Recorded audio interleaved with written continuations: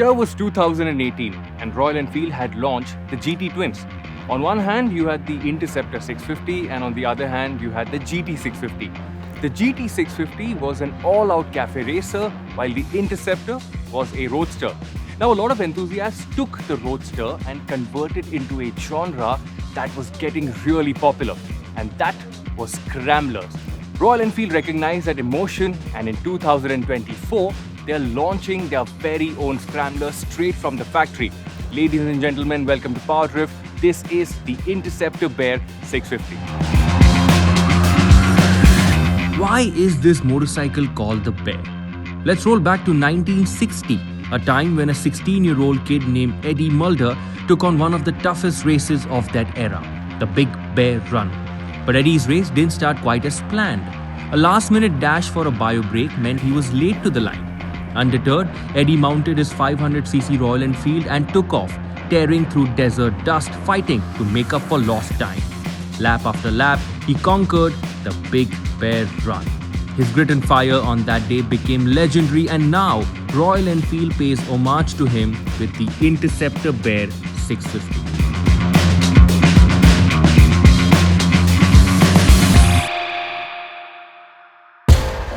Now, before I talk about the ride experience, I want to tell you what's similar and what's different from the Interceptor 650.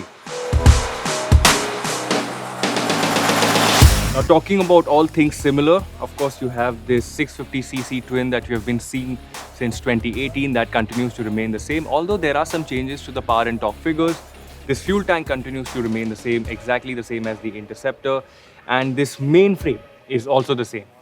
But now when you talk about all things different, let's start off with the headstock. This headstock has been reinforced, has been made a lot stronger. When you move to the rear, this subframe is also new because you've got a new seat in place.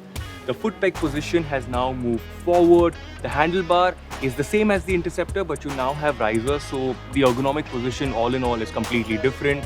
The instrument cluster is something that you've already seen on the Himalayan as well as the Gorilla. The tire sizes, 19 at the front, 17 at the rear. It's not the same 18-18 setup that you've seen on the Interceptor. The fork and the shocks are also new. You have more travel, which means you have increased ground clearance, but the seat height has increased as well. Now, the one thing that I really want to point out, scramblers are a format of motorcycling that usually end up losing quite a bit of weight. Unfortunately, it's only lost about 2 kilos. But I want to keep the spec sheet in one place, and now I'm going to sit on this motorcycle, head out for a ride, and tell you all about it.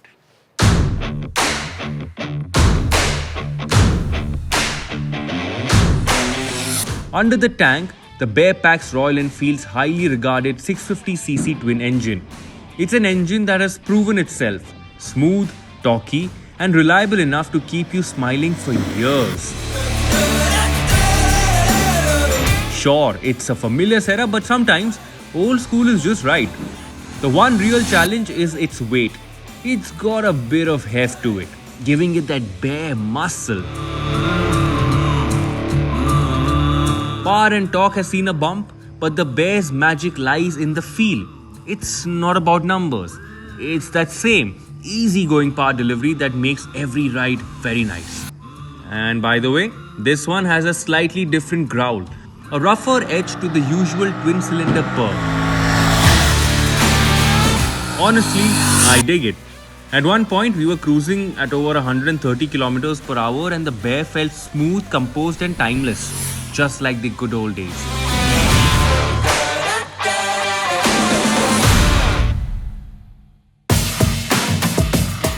Talking about ride quality, you're seeing an all-new fork at the front, all-new shocks at the rear as well because different tire setup, and of course this is a scrambler, so it had to be different.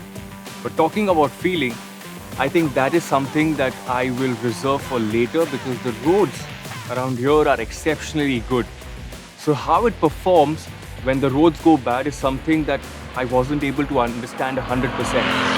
However, we did go soft-roading for about 300-400 meters, and I would like to make an early judgment and say that the setup is slightly firm.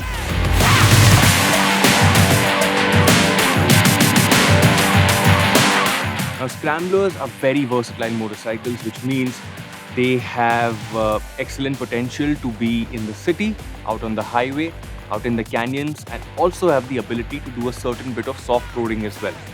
Well, of course, a lot of this was done today, and the overall feeling was really pleasant because, like I said, the roads are really nice. But the real test will happen back in India. But now, first impressions on these roads, it feels really nice, really stable, and I quite like it. Royal Enfield has tackled one of the Interceptor's few weaknesses with the Bear 650, handling. The original had a tendency for some head shake at higher speeds, but the Bear addresses this head on. With a reinforced headstock and a USD fork up front, the Bear feels more planted. While there's still the occasional lateral twitch on rough patches, it's brief and nowhere near what it used to be. It's clear. Royal Enfield took rider feedback to heart and gave the Bear a true handling boost.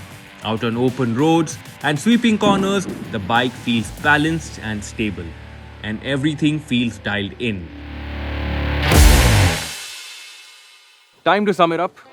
Now, the Bear 650 or the Interceptor Bear 650 feels like an evolution of the Interceptor. Straight from the factory, straight to the point, very clear on what it has to offer. At a starting price of rupees 3.4 lakh, which is not introductory, it now sits above the twins.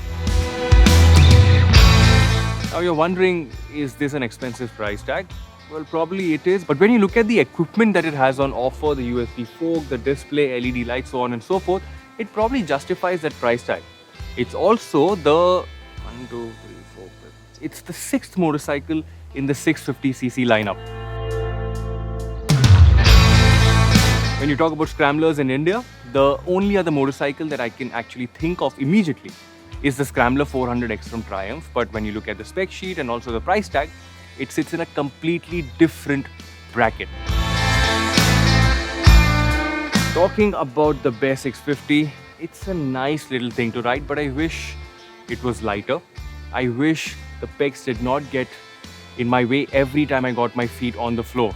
But no motorcycle is perfect. On that note, thank you so much for watching this very short first ride from the US of A. I hope you enjoyed it. If you did, drop a like, drop a comment, share it with your friends who are always looking at buying a Scrambler from Royal Enfield, because finally, here it is. Thank you once again. My name is Varun Painter and I will see you later.